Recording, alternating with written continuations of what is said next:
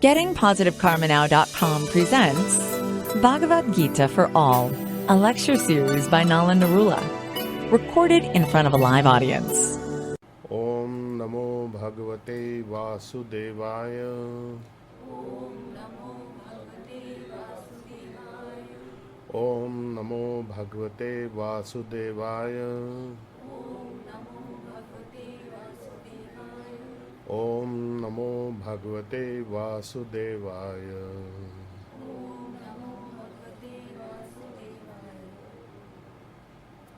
Let me just switch that off.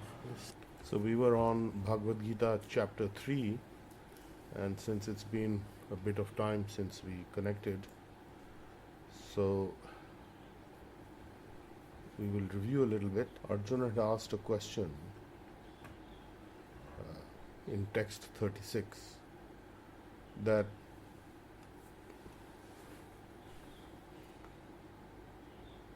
he was asking Krishna that why is it that I am impelled to, a person is impelled to do some sinful acts, even if unwillingly, as if engaged by force.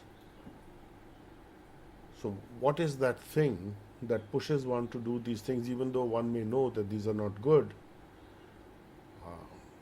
I am helpless, or others are helpless to act in that particular way, so we are drawn to that.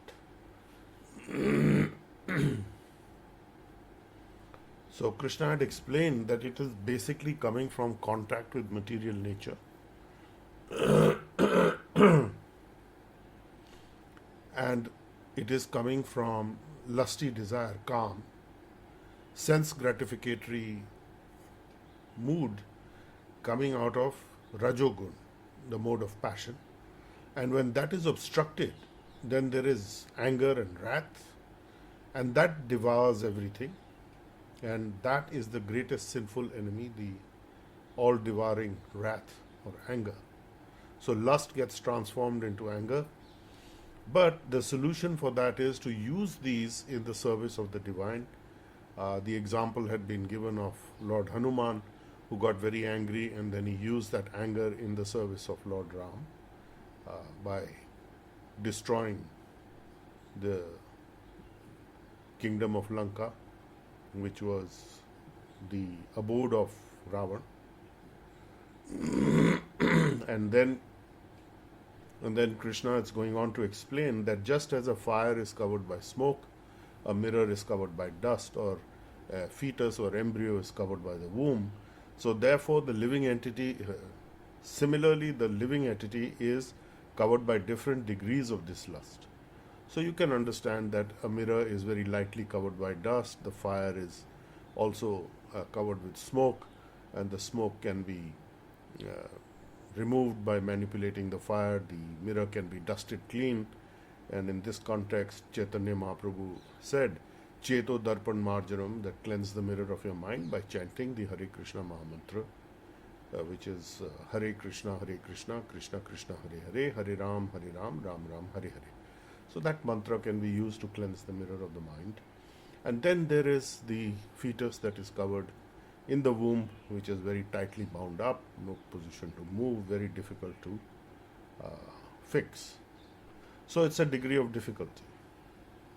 So a man's pure consciousness, basically jnanam. Jnana means the knowledge about the self, about things that are not self, that is not jnanam. So in this context, it is your knowledge about the self is covered by the eternal enemy in the form of lust, which is never satisfied and is burning like a fire. It is a raging fire. Then in text 40, he goes to say, the senses, the mind, and the intelligence are the sitting places of this lust, which veils the real knowledge of the living entity and bewilders him. So now three things have been mentioned: the senses, the mind, and intelligence. Now the senses are drawn to the sense objects. So in one sense, the objects of the senses are stronger than the senses, because the senses are pulled in that direction. And then there is the mind, which is the controller of the senses. So if the mind is deviated or disturbed, then it cannot control the senses, and automatically one is drawn to that aspect of lusty desiring and so on. And then there is intelligence. Intelligence is very close to the soul. So that's the interface is the soul, the intelligence, the mind, and then the body and the senses and so on. So the mind is superior to the body, but the sense objects are superior to the senses because they draw automatically.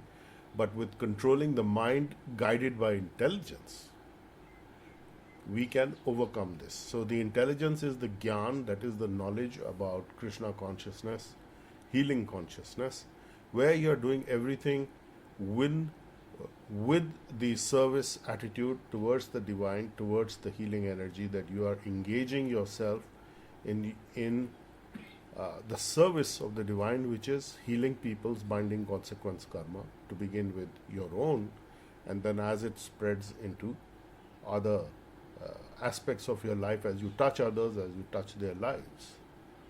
So then we have text 41, which we had completed last time, and that is that Krishna is saying, Tasmat Tvam Indriyani Adau Niyamya Bharatarshabha Papamanam Prajahi Enam Jnana Vigyan Nashanam.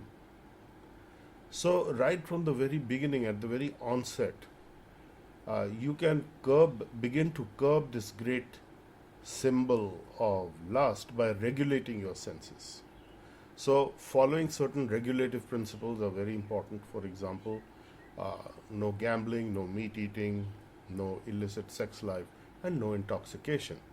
So, these are the 4 regulative principles, and the 5th one is the positive action, whereby you chant the Mahamantra and you use the healing energy to overlay all your activities, by which you get rid of the binding consequence karma. So this constitutes the medicine for curbing this great symbol of sin, the lust or the calm and the growth, the anger that comes with it.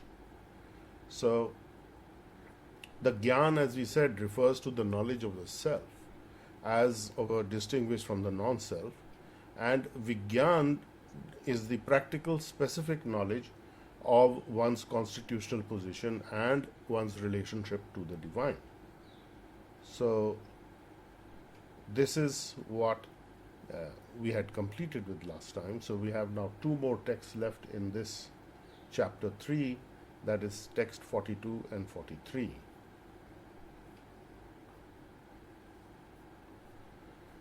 So we have text 42. Indriyani parani ahu indriyabhya param mana manasa tu para buddhiya buddhe parata tu sa. The working senses are superior to the matter of the body, the dull matter of the body, or to dull matter anywhere.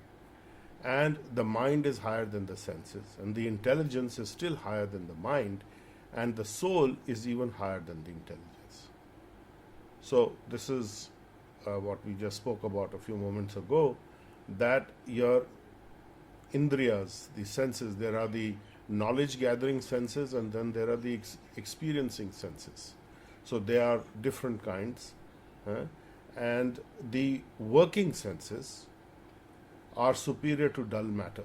So that has to be controlled by the mind, which is then controllable by intelligence, which is controllable by jnanam, coming from the connectivity, coming from the connection to the soul. So the soul being the highest, because it is the nearest to the divine. So that is very, very important to understand. And if we look at the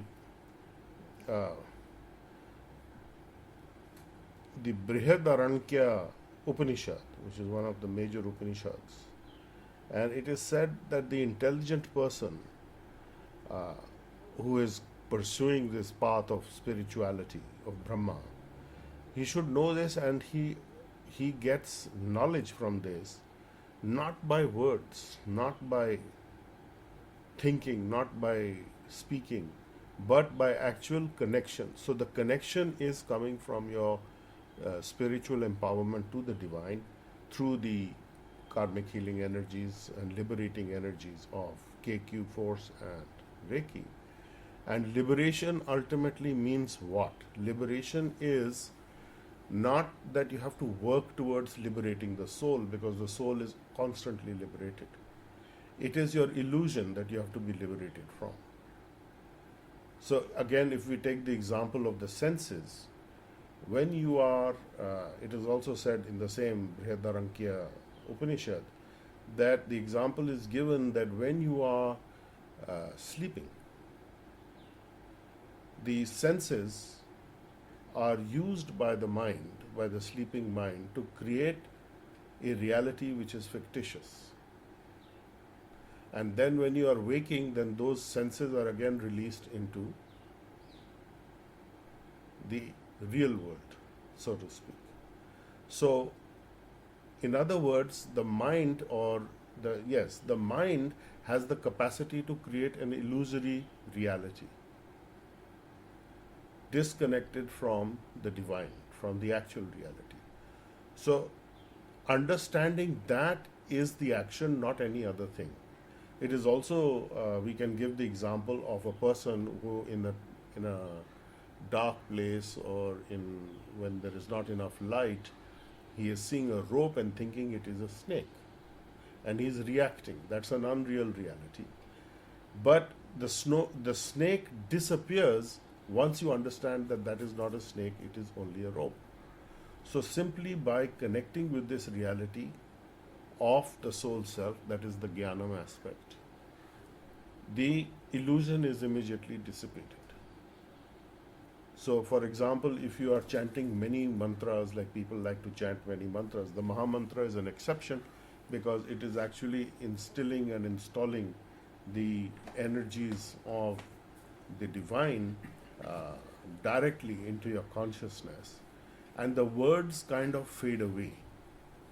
So when the Brihadaranyaka Upanishad says, actually in 4.4.21, that the intelligent aspiration after Brahma, knowing about this alone, should attain intuitive direct knowledge. And it should not think of too many words, for it is particularly fatiguing to the organ of speech. So by speaking and by a lot of words is not going to help you to get there. It is actually going through the words, leaving them aside, connecting to the understanding. The reality is that. So when we connect with that is the reality, we also understand what some of the Vedantists mean when they say neti, neti, not this, not this. It is the same example that we can say that there is this snake that you think it's a snake, and they're saying no, not this. In other words, nothing connected to this body or the gross elements. So when we are not having that connection of the body or the gross elements in terms of our driving reality, we are getting closer to the aspect of the spiritual reality or the Jnanam. And the Vijnanam aspect is knowing practically what is your position in the universe, which means knowing your position with the divine and knowing your position with other living entities also. So too many words are not required, and the end object of meditation is actually to be free of whatever words you are using to be meditating, but actually connect with the reality of it. And as we mentioned, of course, the sound vibration of the Maha Mantra acts very differently. It is changing your destiny the same way as the karmic healing energies do. And when one is empowered to chant this mantra, it is in a different category entirely and works very much to free one from the illusion of the material world and to engage one in the service of Krishna. So as healers, you're already engaged in the service of Krishna. You add the Maha Mantra, it is super engagement. It only gets better. So it just upgrades the level of your activity that you can do to heal yourselves, to get to the aspect of the divine connection and be in that consciousness. Then we have text 43. Evam buddhe param buddhva संस्तभ्य आत्मनाम आत्मना जाहि शत्रुम महाबाहो काम रूपम दुरासदम एवं बुद्धे परम बुद्धवा. So, knowing that one is superior, the buddhi, the intelligence is param, superior, buddhva, so knowing. Sanstabhya, by steadily atmanam, the mind can become steady by atmana, by deliberate intelligence, by deliberation and by intelligence, that is deliberately going in that direction. Jahi shatrum, shatrum is enemy, jahi means conquer, mahabaho, strong of arm, great strength in your arms, mighty armed one, kama rupam durasadam, you can conquer the durasadam, formidable, very difficult to defeat. Durasadam, like Duryodhan, very difficult to defeat. Kama rupam, the form of lust, mahabaho, shatrum, the enemy. So this is the conclusion of the third chapter, which is that how one should discharge one's duty in Krishna consciousness, God consciousness, or healing consciousness, synonymously using these words, which is by the use of intelligence that has been ignited by spiritual fire, by the fire of intelligence. You burn up the fire of the material lust, you conquer that enemy, calm, krodh, the anger that comes along with the lust, and you defeat it. And therefore, Arjun, you can stop being pushed to do things that you know are sinful, but you are helpless, so that helplessness will go away once you connect with this understanding. So you gradually, it's a process, it is not happening overnight for everyone, we can understand. So following the regulative principles was mentioned, and also the positive aspect of doing the healing work, of chanting the Mahamantra and connecting with the reality of your true driving force and position in life. So whatever you do, if it is driven to be used in the service of the divine, ultimately, that is the objective. So again, to repeat the example of Lord Hanuman, who used his anger for the service of Krishna, Lord Parshuram, who was an incarnation of Vishnu himself, of the divine directly, again used his anger against the Kshatriyas and the Brahmins who were false. So he destroyed them, and so on. So there are many such examples.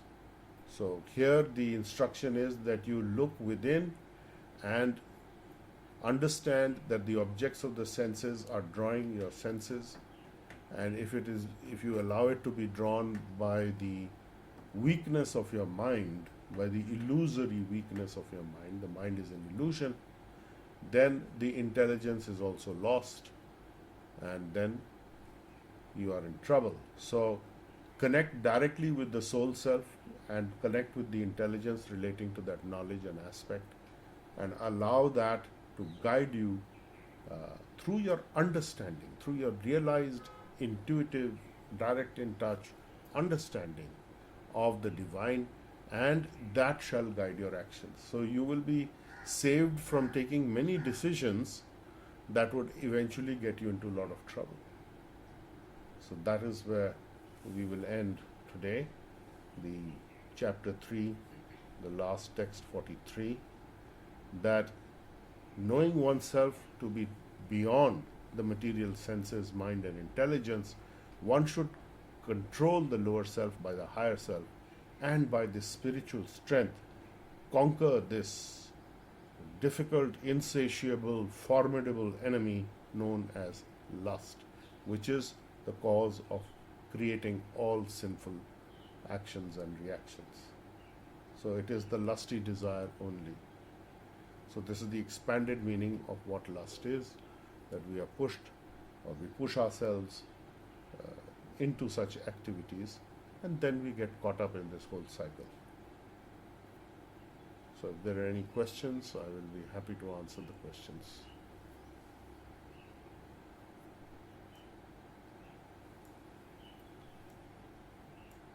So Anu has a question. Who has a question? Anu. Yes, of course. Yes, Anu. Good morning, sir. Hanji, good morning, Anu.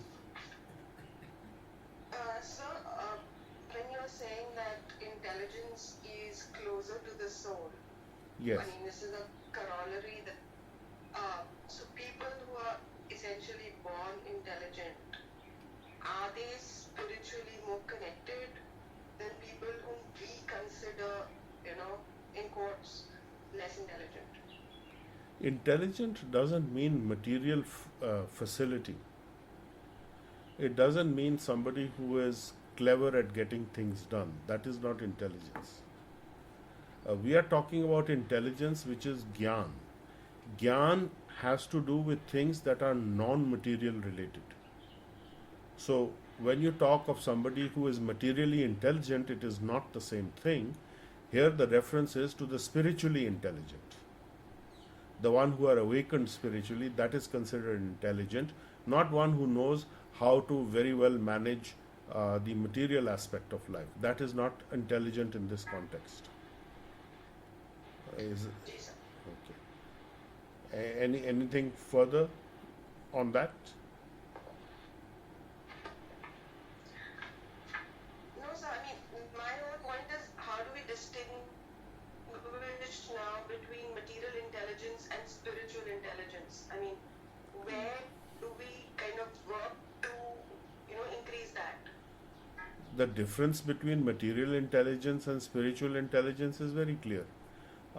The spiritually intelligent person is guided by spiritual principles and understanding of the laws of karma, the understanding of his position in the universe vis-a-vis the divine and other living entities. I'll give you an example. A materially intelligent person may find, let's talk in terms of a person who is in some kind of adversarial or competitive position with another person. He is more likely to take actions based on a kind of a balance sheet of positive, negative. This fellow did this to me, I shall do this to him, or this is what I need to do, and to get ahead in my business is to crush this person like this. Whereas the spiritually intelligent person engaging in a similar activity may not have that thinking. He will have a very different thinking. It is like a person may say in business it's okay to cheat at this level, and nobody will come to know what difference does it make. Whereas the spiritually awakened person will say that I will know that if I do it like this, I know I'm cheating. So I want to see whether I want to do this or not.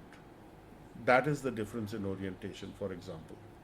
The spiritual person also understands that there is a law of karma, which is action, reaction, and so on. So he is going to consider that. Now that may make him wary of taking certain actions because he is more intelligent. That is intelligence. Not a person who is blindly following a materialistic law of give and take and thinking he did this, so I can do that. I get the opportunity, I will do this and get away with it. And sadly, people don't get away with it either in this lifetime or in the next, as we see. So the spiritual intelligence guidance may be there that I can achieve so many things in the material world by doing XYZ thing. That is lust, that is desire. And there is the anger if that is thwarted or it is obstructed. So then I get into a state of being very upset that I could have done it, I should have done it, I'm refraining from doing it out of some compulsion which is forced on me. That again is incorrect. So one might have the spiritual intelligence, but it may also be contaminated with this kind of thinking. So the person can say that I have abstained from taking this action because I know I'm in the reality of the universe. I know that what is the truth. I know that what are the spiritual rules that govern this universe, the law of karma, that is the law of justice that is happening in the universe. I don't want to get into contravening any of those. A materially intelligent person is not bothered. He will happily do things as long as he can get away with it in terms of what is his reality in front of him. So a person or a business person may cheat and lie and do anything saying I can get away with it. As long as I can get away with it, it's okay. But a person who is spiritually intelligent and awakened would choose a different path. So it's not that the spiritually intelligent people are materially, you can say, handicapped. Not necessarily. But yes, they will give up a lot of things. In the pursuit of the spiritual, they will give up a lot of things. Automatically, it will happen out of their inner nature. As their inner nature becomes more prominent in the spiritual effulgence that is inside. So as that begins to shine forth more and more, they will become more and more detached, because ultimately it's an automatic process. It is not something that they are forcing themselves. They may guide themselves through intelligence and mind off and on, saying, connecting with what is the reality, being in connection with this understanding from time to time, either through satsang or through their study, or preferably a combination of both, of associating with like-minded people and associating with the sound vibration of Krishna's words and teachers who are in that lineage. So that will help. So being in the sangat is very important. Being in that consciousness is very important. So whatever one does to be in that consciousness is to be appreciated and to be promoted. So that is how you come to know whether a person is spiritually intelligent or materially intelligent. It is also stated that, by looking at a person's life, it's very difficult to tell whether they are spiritually evolved or not, because they appear to act like an ordinary person. They are also doing the things apparently that an ordinary person does. So this requires a bit of intelligence and discriminatory power. So this power of discriminatory intelligence has to be developed, that whether this person is acting on a spiritual platform, we are not saying how much.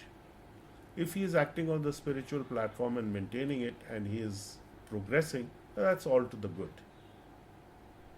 So as healers, whatever your activities in life are, whether they involve some form of cheating or BS or whatever, telling people something in order to make a sale, in order to earn, in terms of get the people to do what you want them to do or need them to do. And ultimately, of course, the goal is that it is to benefit those people as well.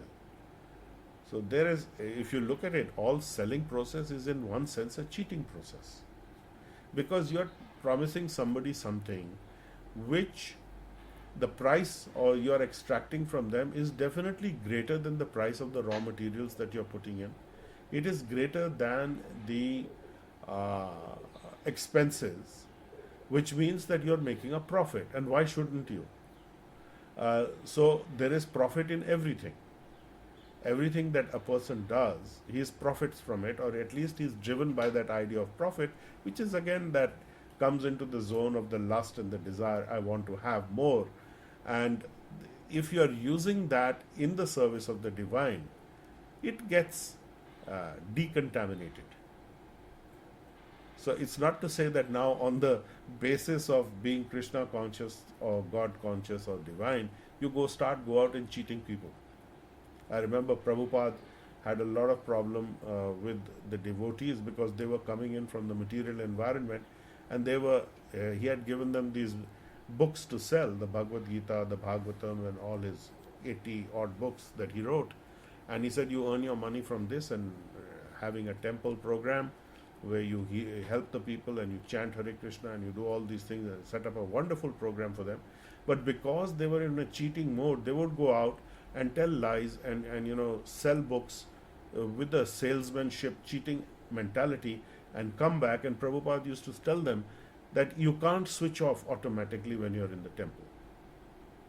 It's not okay for you to go out in the world and cheat and lie and come back and say, now chant Hare Krishna, I'm okay. He says, how is that going to work? Because you can't switch off, flip a switch and say, now I'm in the Krishna conscious mode. So that is at the beginning stage. In the beginning, people are like that because they're in that mode, they're in that mood. But gradually, by association with the teachings, the devotees also in ISKCON, I saw over 12 years very closely, they started to change. So it's a transformatory process. It takes time.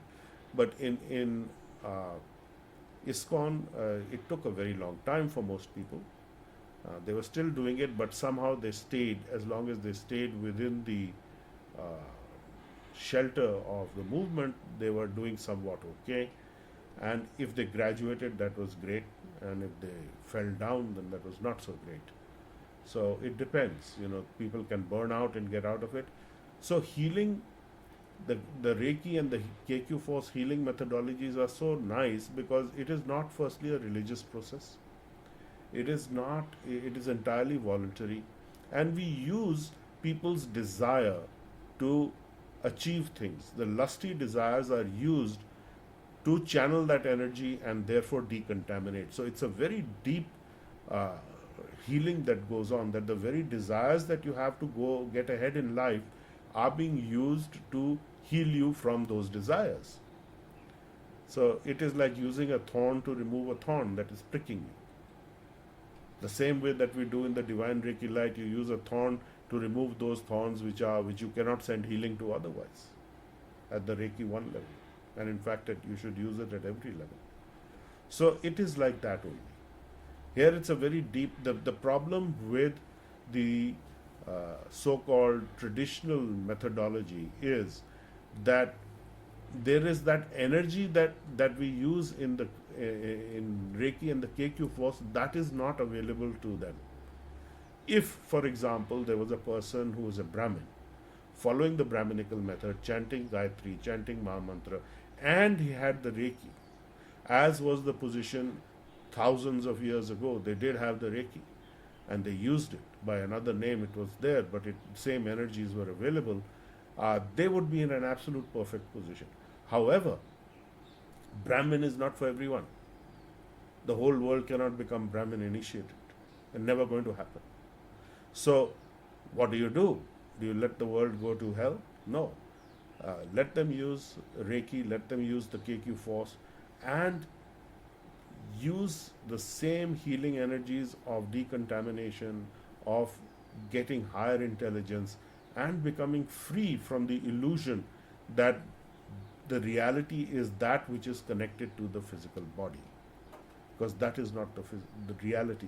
So Gyan or intelligence means that science, that knowledge. You get that from connecting with the words of Krishna in the Bhagavad Gita by the teachings of the Acharyas, and as is coming to you in this line and continuing to do your healing. So that is where you will get the benefit.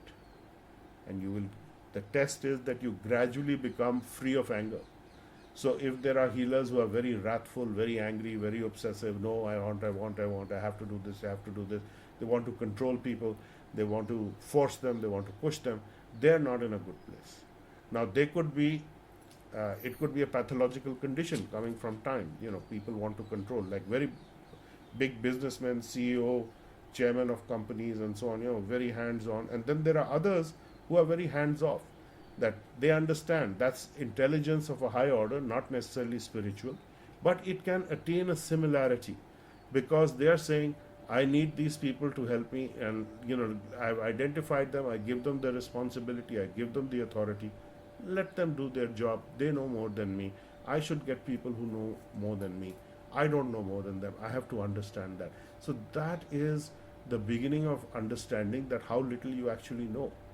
That is also part of Vigyan, the applied aspect of Gyan. I really don't know. So when a person is in that position that the other can do a better job, and is doing a better job because they're actually doing it and I'm just theorizing, then I get to the point where I become anger free more and more. I become free of the desire to control others. That is the greatest sinful activity as identified by Krishna, is this great lust and desire to control things, to satisfy your senses, to gratify your senses. And the sense controller is the mind. But if you apply intelligence, spiritual intelligence, Gyan, then it will, because it is superior to the mind and the senses, it will override them eventually. The difficulty is that we do not allow it to happen sufficiently. So with a concentrated effort in the sense of directed work, Krishna says, you direct your work in a directed way to achieve this, and you will be successful, and you will no longer be impelled to commit sinful activities. Okay?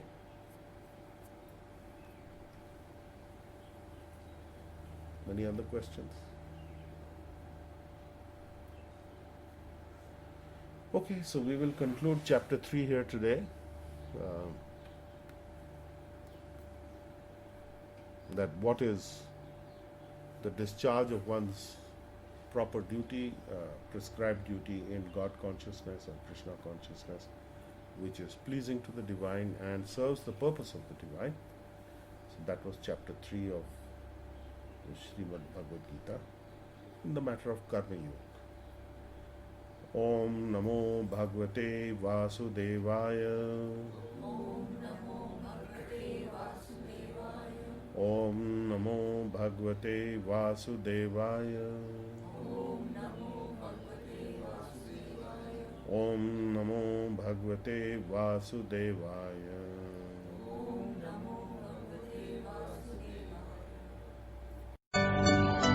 You've been listening to Bhagavad Gita for All, a lecture series by Nalan K. Narula. Explore our website, gettingpositivekarmanow.com, for more on how to change your karma and destiny.